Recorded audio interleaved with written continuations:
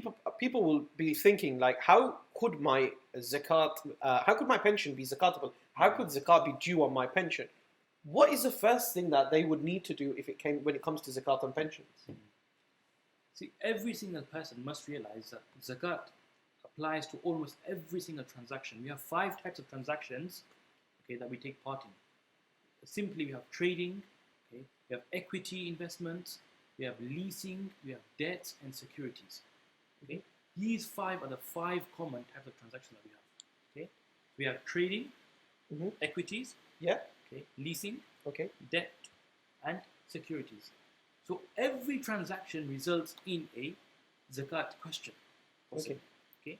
Now pensions is such a thing. We're investing. Everybody knows we're investing. We have a pot being saved for us.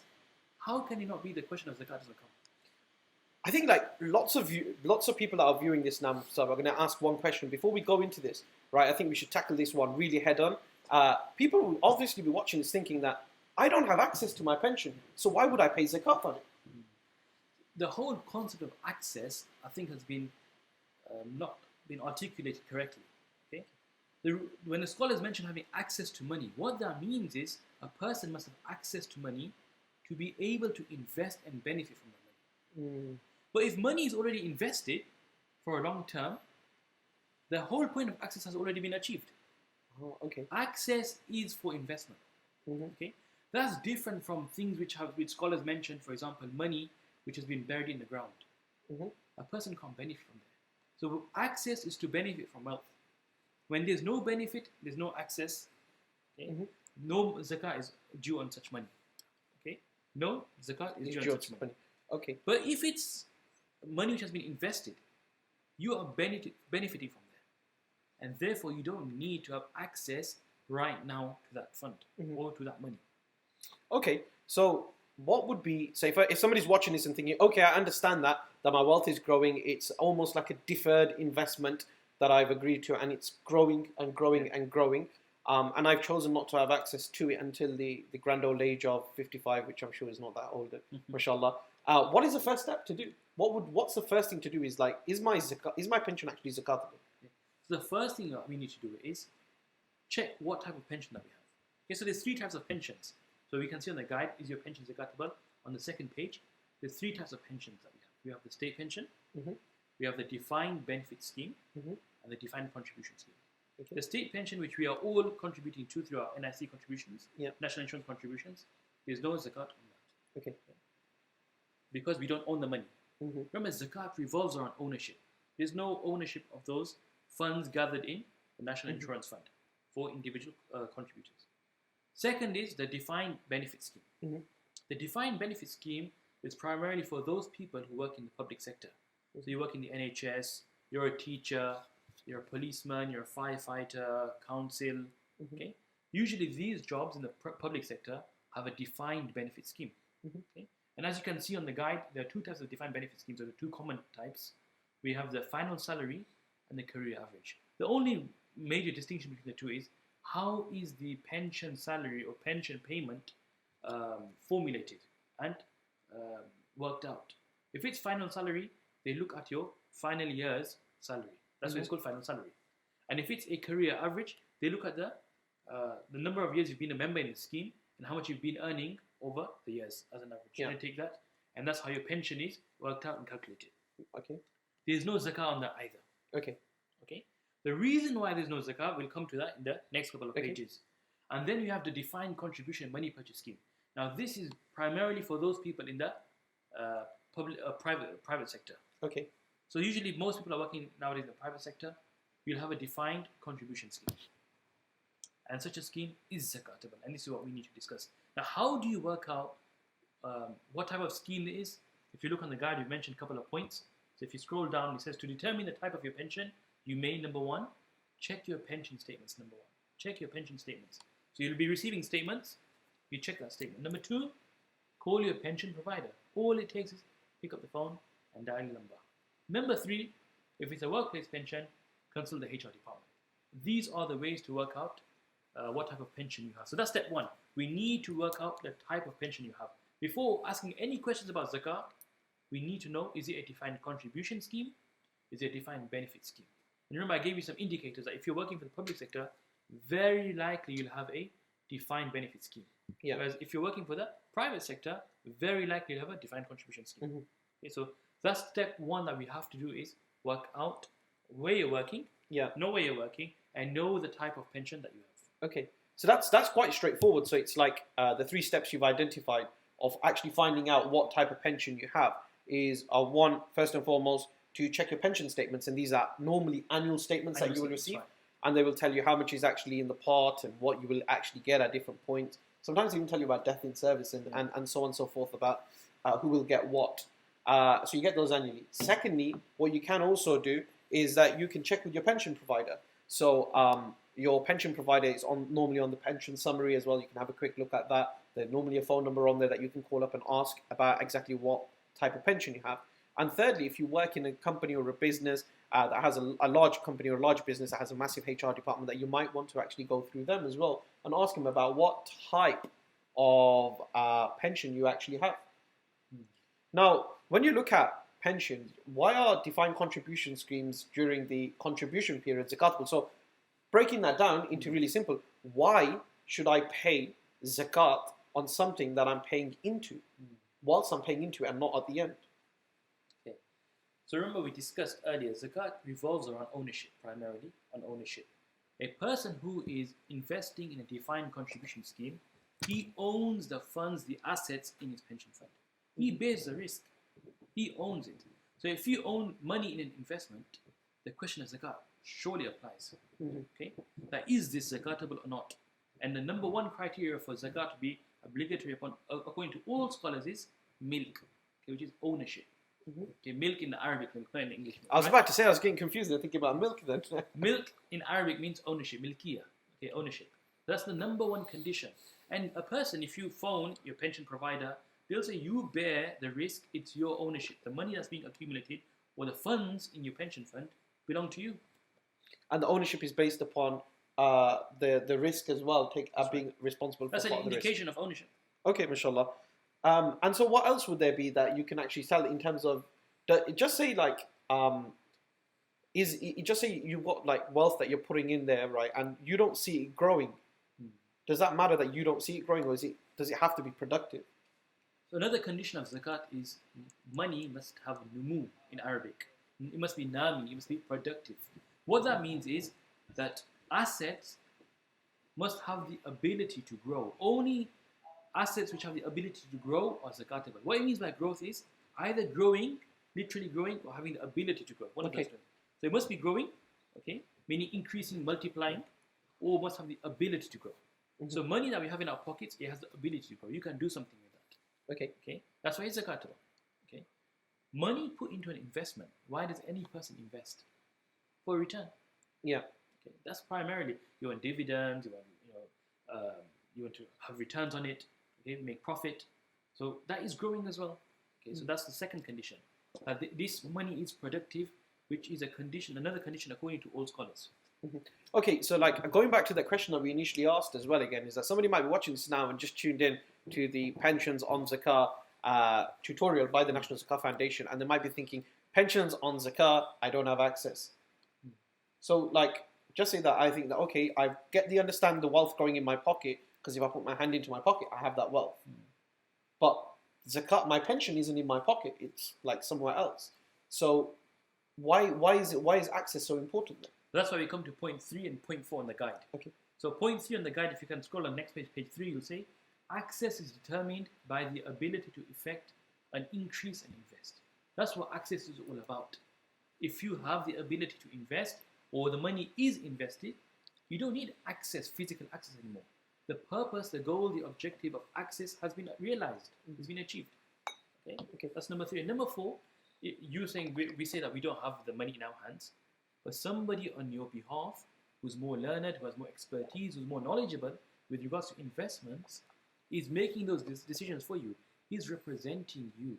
He's investing the money for you. And who's that? The pension provider, the fund managers. So you've appointed somebody to look after your wealth. And that's why in a defined contribution scheme, a person can usually choose where he wants to invest. If you don't choose, you'll be put in the default scheme. But then you can choose and move your money around. And that's why we always recommend people and always highlight and urge people, that make sure you invest in a Sharia compliant fund. It's very important.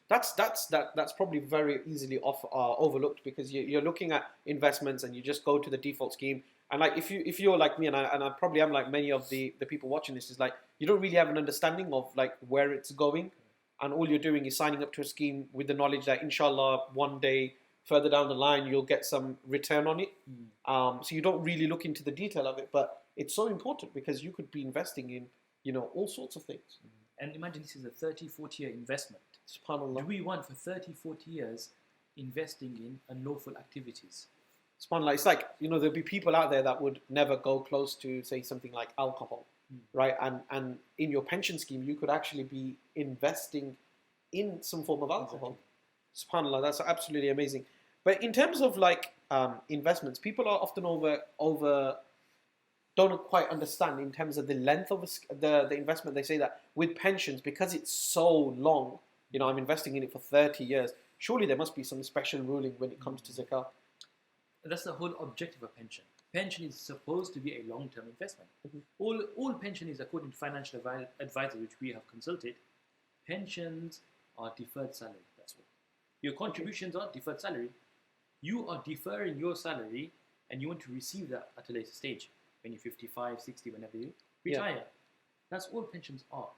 Okay, so it's a deferred salary. Then the salary becomes an investment for you by you delegating fund managers to invest those funds on your behalf.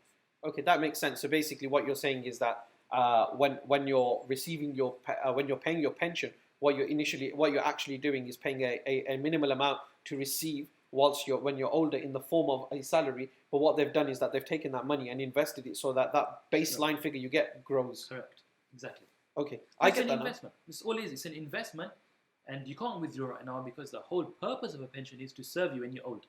If we had the choice to withdraw, how many people do you think would have withdrawn their money?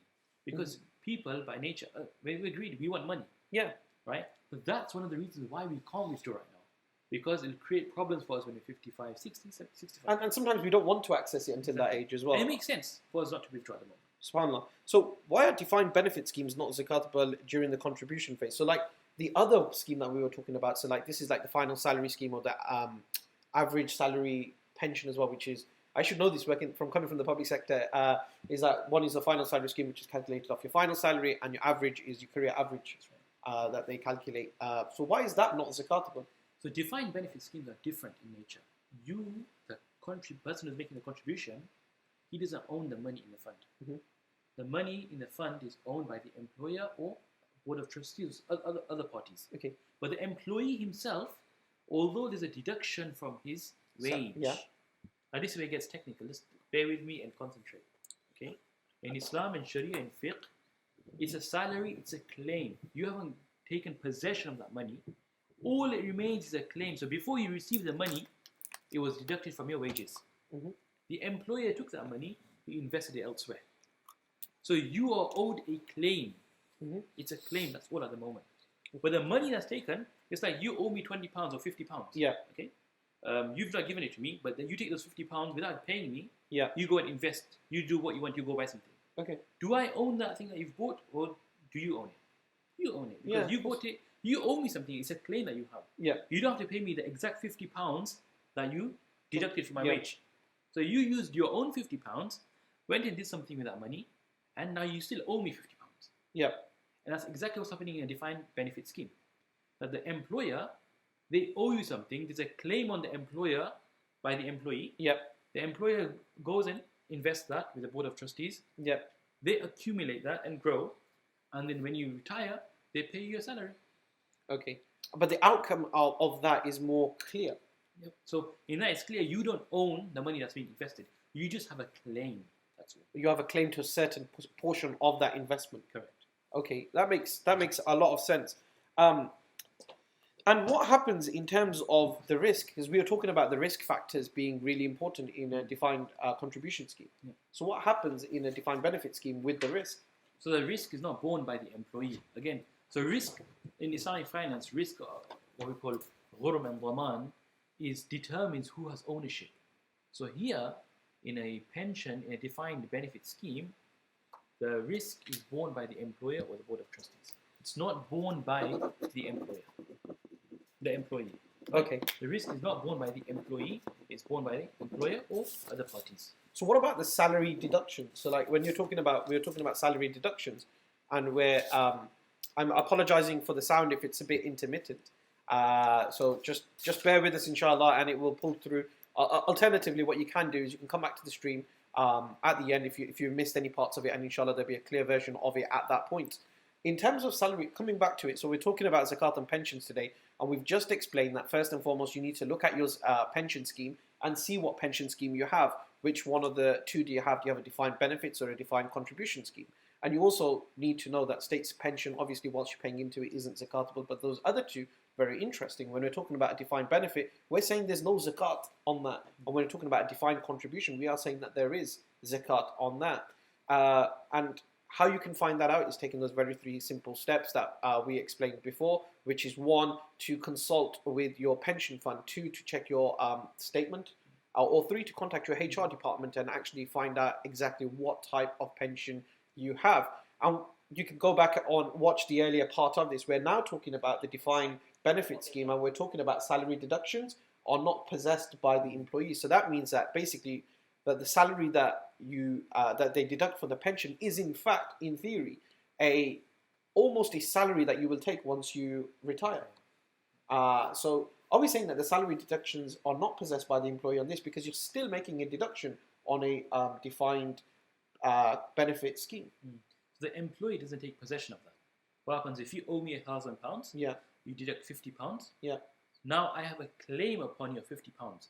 Okay. But what the exact £50 that you have deducted, I don't have a claim to that exact money. Yeah. Rather, it's just a claim upon you as an individual. Then you, from your own thing, for my benefit, with your own initiative, you go and invest those monies. Yeah. And the return I'll get later on. Okay. Okay, I understand that. No, that's simple. That makes it very, very because it's being added to as well in different type of mechanisms and ways. In terms of the understanding the pension fund for zakat, so could you explain that a little bit more in some detail? So when we move on to the guide, is page 7-8 now that we're looking at, understanding your pension fund for zakat. And when we're trying to work out... Sorry, Mufti Sahib, if somebody wants to download the guide, they can go on www.zakatguides.co.uk/pensions and you can find it there. Otherwise, you can just put into Google National Zakat Foundation pension guide and it will take you to the link. Cool. So we're discussing understanding the pension fund. Okay. Pensions, when you're looking at your pension fund, whether you're looking at your statements, whether you're online and you can access your information. Number one is we need to look at the asset breakdown. Because remember, zakat is paid on assets. So we need to determine which assets are in your pension fund. Okay. So we have up here common assets in a pension. We have equities. Okay. Equities are shares in companies. Okay, a range of sectors. So if you have your funds, your pension contributions invested in equities, that is zakatable. Okay. The National Zakat Foundation, we conducted a research, and it was based on looking at the FTSE 100, and we came to the conclusion that 40% is a proxy and a conservative figure to use for equities. And the reason why we did that was for taysir, for ease for people. It's very difficult to work out the exact number of zakatable assets in an equity. So, and in that case, and just a quick rundown, I'm not trying to show my knowledge here, you would literally have to go into each one of those equity investments. You would have to download a balance sheet. You would have to look at the zakatable assets of each one of those. Then you'd have to look at the market cap, divide the two by that, find out your total percentage, and then divide that by... So that is such a complicated process. And when we're investing in equities, it doesn't just mean one company. It means an entire sector. So technology, so many different companies in the technology sector. And you'd have to do that for every single single thing. So then it becomes almost impossible. So scholars sat down together and we consulted practitioners and we reached this figure as a conservative figure that people can use. And inshallah, we have full hope that the person who uses this figure will have covered his zakat liability upon his equities. Okay, inshallah. So that's equities. Number two is fixed interest in income. Okay. Why am I mentioning this? Unfortunately, fixed interest is unlawful and the fixed income is unlawful. Okay, it's bonds, yields, gilts, and these kind of things. But again, unknowingly, because we don't have much knowledge on our pension, we are investing in interest-bearing transactions. Okay. So if you have bonds on your pension fund or on your fact sheet, you're investing in bonds. Your money is now being given as a bond. You're gonna gain interest in such money. That is zakatable 100%. Yes, the interest element must be given in charity and must be relinquished. Okay. Then we have precious metals. Okay. Like gold and silver. Okay. If it's precious metals, gold and silver, by default they're zakatable. But they'll also be zakatable in a pension calculation. Jewels, gems? No, unless you're trading. If you're trading as commodities, jewels and gems, that'll be zakatable. Okay. But by default, jewels and gems are not zakatable. So for a jeweler, it would count in as zakatable. For somebody who's not in buying and selling jewels, that'd be fine. Okay. And just a point I just want to make here for the audience. This is from the mercy of Allah that He has not made. He's only selected certain things which are zakatable. The default is things are not zakatable unless they have numu, they're productive, they have growth.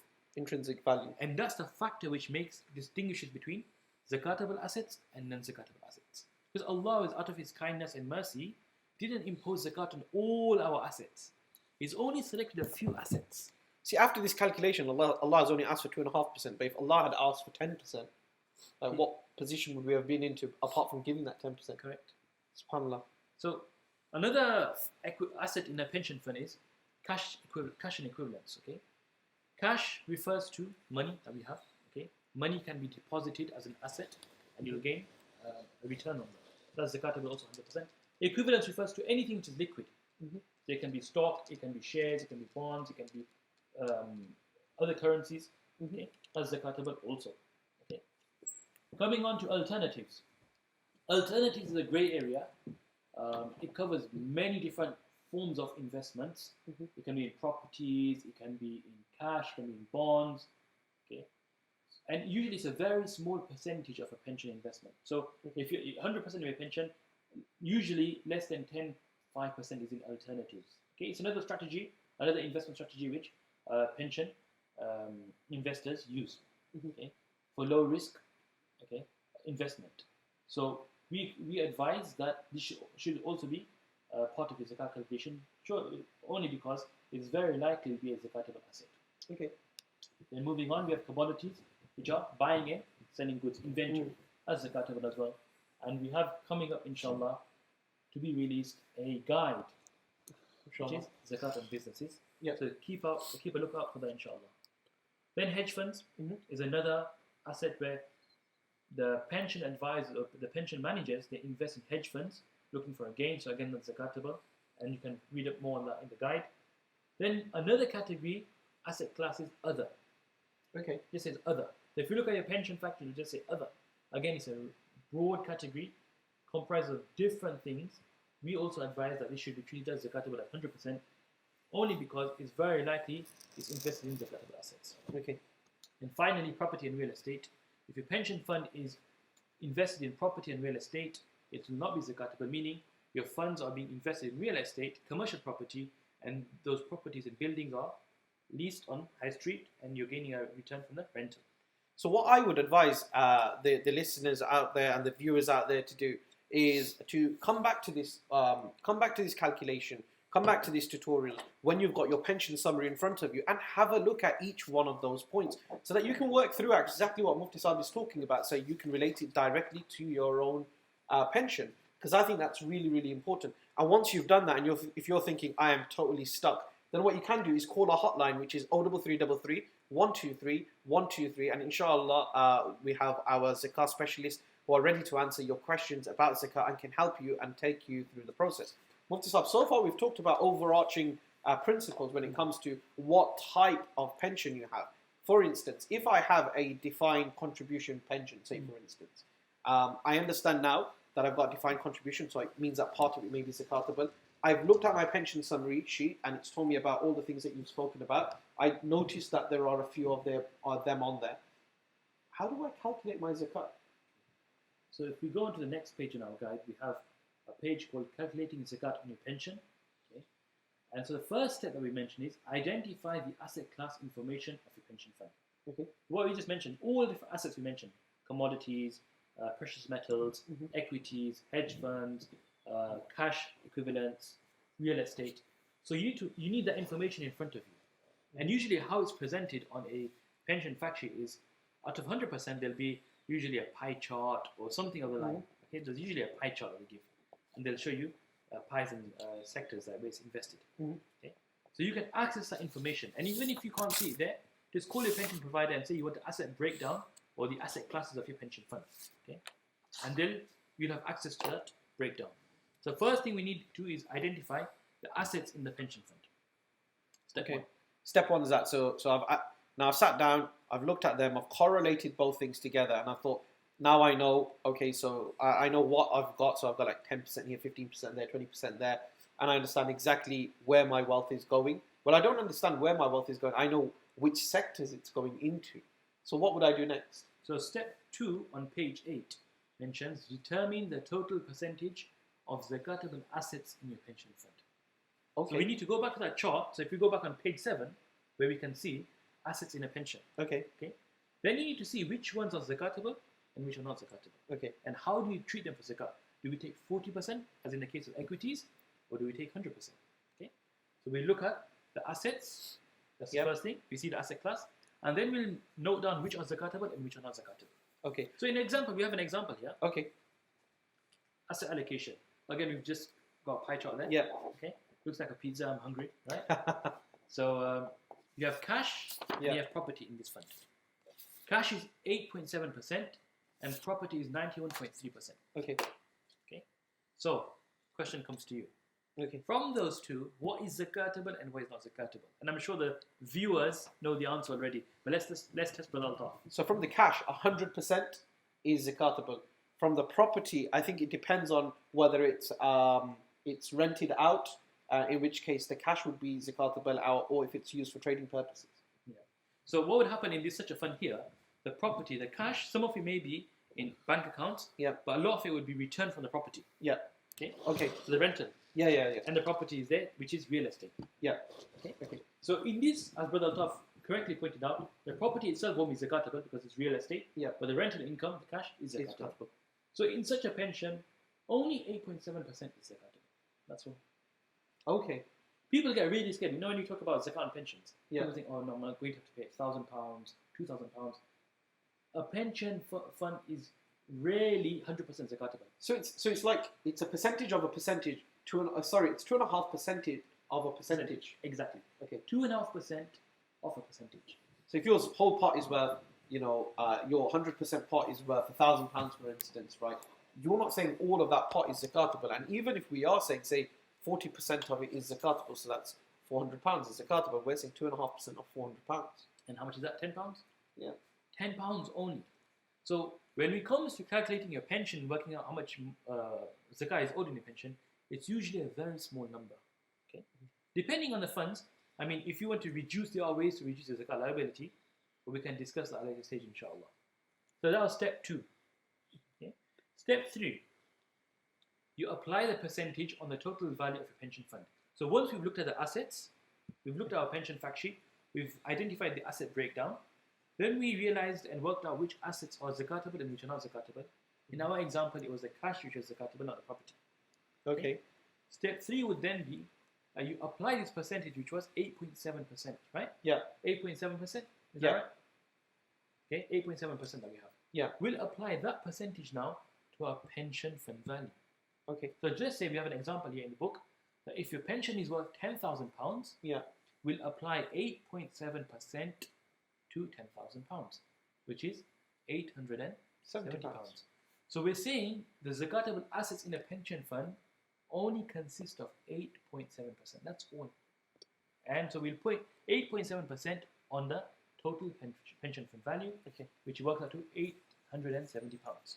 Okay. And so do we pay zakat £870? No. It's 2.5% of that figure. Okay, so that's taken away a lot of my fears, because when I was thinking about pensions, I was thinking to myself, okay, this is going to go, like, if my pensions, I'm not that old yet, but when I get older, inshallah, if Allah gives us all life, it's going to be a considerable amount if I've not done that in the past. But if you work it out properly, you sit down, take that time to actually understand what you're doing, and you have to do it once in your life. Because once you calculated it once in your life, it's kind of very simple to continue on. And, we're there to take you through that process. We can hold your hand through that process. You can download the guide first at zakatguides.co.uk/pensions. And once you've got that, you've looked at your pension summary, you've found out about your pensions, and you're thinking to yourself, okay, I understood this looking at this tutorial, but I'm a bit stuck. you can call the hotline on 03333 123 123. You choose one of the options there, and one of our Zakat specialists will be on the phone, and you can potentially speak to them about where you're getting stuck. They may be able to deal with it straight away, or inshallah, if you're still a little bit even more stuck and thinking, actually, I want to sit down with somebody, we have that facility there as well. You can book a meeting with a Zakat specialist. They will sit down and help you calculate your Zakat. And Mufti Sahib, why are we so adamant on helping people to calculate their Zakat? The reason why is, think about every single pillar that we have. Iman, the pillar of Iman, we accepted Islam, and we're learning Iman on a daily basis. We're going through difficulties and gratitude and blessings. We're doing sabr and shukr. These are part of Iman. Okay? Salah, you walk into a masjid and you go with the flow. If you're a Hanafi, it's so easy. Just stay quiet behind the Imam. Right?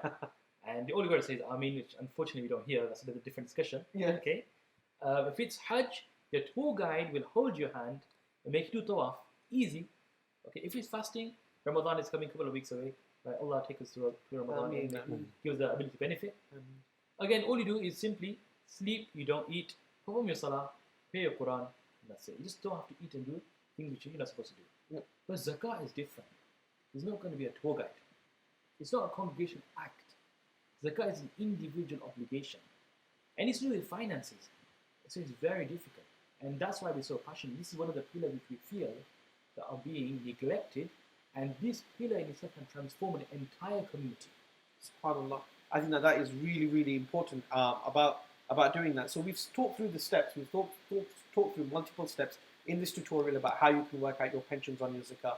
And it's not very difficult. And in our guide, we've got another couple of examples that we can also, or you can also have a look at as well if you want to work through it.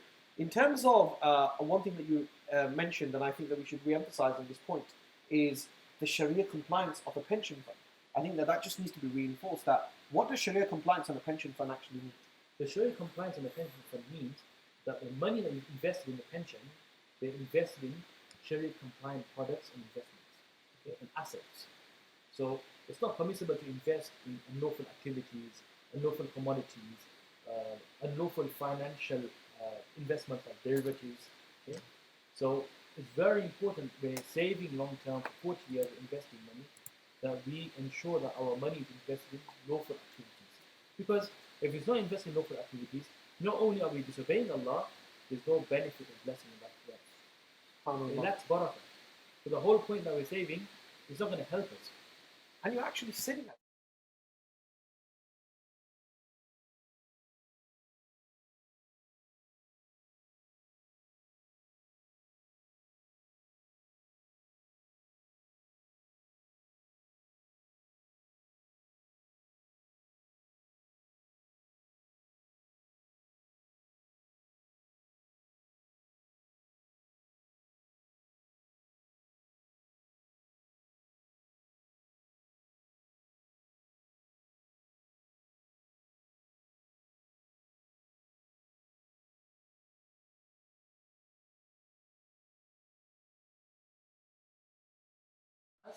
Put that letter there, that word, Allah has spoken that word with the purpose of it. And the longest verse in the Quran is known as Ayatul Mudayana, the verse of lending, of debt. Imagine. And this is prefixed and it is cushioned with the mention of taqwa. In Surah Al-Baqarah. Okay? So the longest verse in the Quran is about finance and lending and dealing. So this just highlights for us how necessity, how important this area is. SubhanAllah. I think it's of the utmost importance to actually understand where our wealth is actually going, and this is a reminder to myself and everybody else as well about that, inshallah. Paying zakat on pensions. Do you want to quickly go through this page in the guide as well? So if we look at the next page, which is page 12, okay, is paying zakat on pensions. So it's our position, as we mentioned earlier. Yes, there are some scholars, and it's good to be transparent about this and to mention this. So there are some scholars' opinion that zakat is not payable on your pension whilst you're contributing, but it will be payable once you withdraw for all the previous years. Okay. There is that opinion. Some say zakat is not payable at all. Okay? Hold on a second, Mr. Saad. So in that opinion, what would happen is that I would I would accumulate the wealth at the end of the, I would get my wealth when I'm 55 or 65 years old, draw my pension out, and then I have to back calculate all of the 2.5%. So for 30 years, I have to back calculate 2.5%. According to that opinion, those scholars who hold that opinion, you'd have to pay zakat for all the years, okay, where whilst your money was invested, and you have to backtrack. Okay, subhanAllah. And our position on this is? Our position, after consulting a number of scholars and practitioners, we feel the most correct, inshallah, opinion is that a person he pays whilst he's contributing. And it makes it easy to fulfill as well, because you get a pension statement. You don't have to collect this pension statement for 30 years and then pay back on it afterwards. Not only that, you have liquidity whilst you're working. You have other cash. Yeah, if you retire, the only liquidity you have is your pension payment. Now, if you're using that to pay your zakat, it will create more difficulty for a person. So that's why our position is based not only on the fiqh aspect but practicality as well. Yeah, and I think it has to be based on both, because it's really, really important. But we're coming to the close of what we're discussing when it comes to paying zakat on pension. But I think it's essential just to give a quick reminder to everybody about just the zakat calculation, an overview of what is a zakat calculation look like, a general zakat calculation look like, going through the assets, going through the liabilities, and just going through how and where we pay. Sure. Just before we do that, one thing I just want to mention also about the paying zakat on pension is that if a person he should pay zakat whilst he's working on his other zakatable assets, he should work on his zakat on pension and pay. If it's difficult to pay, it may be that a person's pension may be, zakat on pension may be large. Okay. Then you can break it up in installments and pay across the year. Okay. And if a person genuinely falls into difficulty because of his zakat on pension, then as a final resort of concession, a person may pay whatever is in his capacity and make a note of whatever is outstanding. Okay. When he gets the finance and liquidity, he should pay for those for the entire deficit and the amount that is outstanding. Now, moving on to calculation essentials and moving on to an overview of zakat. So, zakatable assets and overview is gold, silver, cash, and receivables. Okay, money is owed to you. Receivables is the term. The money owed to you. Business stock. Investments in zakatable assets. Okay. These are the four main types of zakatable assets which impact us and refer to us in this part of the world. Yes, it's agricultural produce and animal livestock. Okay, but that can be a different tutorial, inshallah, which will be fun. I think if you have a few camels and cows in the background, okay, obviously in a farm. The animals came in too much. That's right, we have Brother Mahbub sitting in the farm with us and filming us, inshallah. I think that'll be interesting. Something to do. It might be, I might be able to hook us up to the farmers. Inshallah. Okay, so gold and silver, according to the Hanafi school, all zakatable. The other schools have a different opinion. That personal gold and silver which is worn by sisters on a daily basis, now and then, is not zakatable. Okay. We also have the opinion that gold and silver, regardless of the content of the gold and silver, the gold and silver is zakatable. Okay. That's gold and silver. Then cash and money owed to you. Cash in whichever currency is zakatable. Okay. Money owed to you, if it's owed to you because you've lent money to people, you borrowed money to people, or you sold commodities and you're a businessman and money is owed to you. It's a trade receivable, that is zakatable also. However, if it's a service receivable, I'm an accountant, I'm a lawyer, I'm a plumber, I'm a painter, I'm offering services and money is owed to me.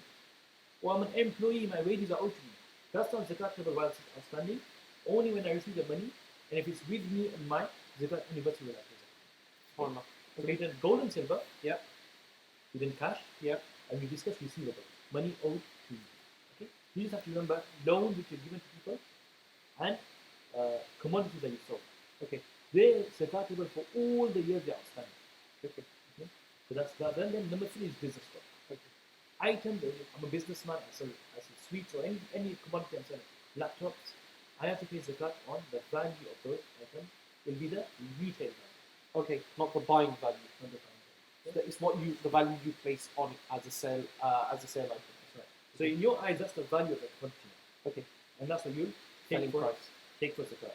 And inshallah, we have the business side coming very soon, which we've broken this down, inshallah.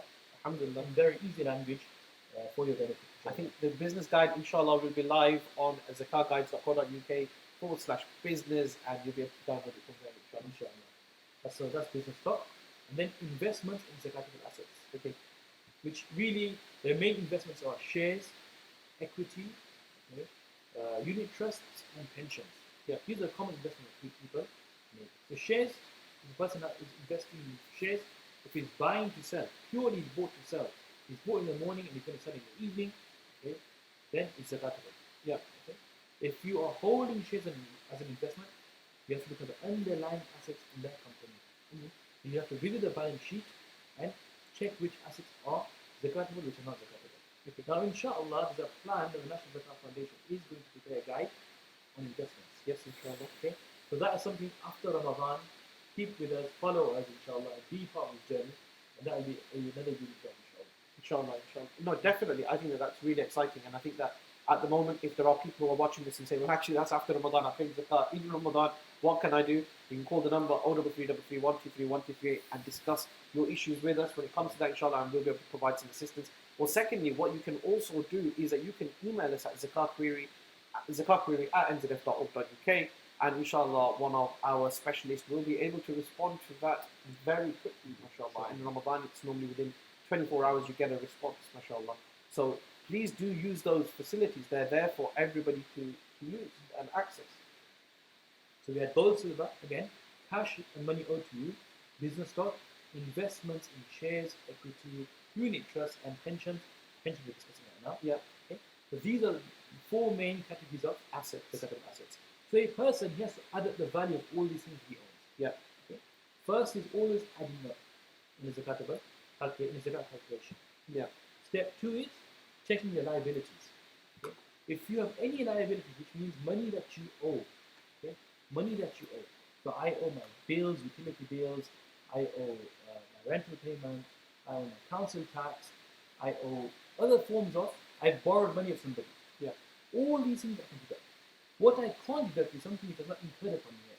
So what you're saying, Mufti Saad, is that if I've got an energy bill, right, I can take off what I owe at the moment. I can't take off what I may owe next month or the month after, because although you may have some form of fixed term contract with all of these things, including rent, what would happen is that because I haven't consumed these items, it would only be what I have consumed at the moment. Okay, that's fine. Okay. So that's your liabilities. You can deduct. So once we've tabled up and added up all our assets, we'll deduct our liabilities from the assets. So we'll get a net sum. Okay. And then let's say the net sum is £1,000. Zakat is 2.5% of that 1,000. Okay. That's all zakat is, honestly. There's nothing more, nothing less. And that adds so much blessing to your wealth. Yeah. I mean, I always say, if your zakat works out to be, let's say you have £400, your zakat works out to be £10. Yeah. Okay. With £10, you've purified your wealth, you've purified yourself, you've given blessings to the community, you've invested in your akhirah. Imagine just £10. £10 cannot buy you a meal for the entire family. But the mercy of Allah is £10 is blessing you, yourself, your nafs, your family, your wealth, and the environment and society.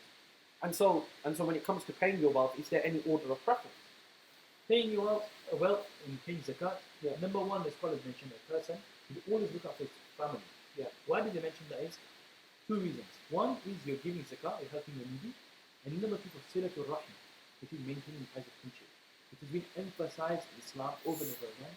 So a person should look out for his family, but when we say family, it's not your lineal ascendants, not your lineal descendants. So you can't pay zakat to your dad, granddad, great-granddad, great-great-great-granddad, and to your children, children, and your spouse.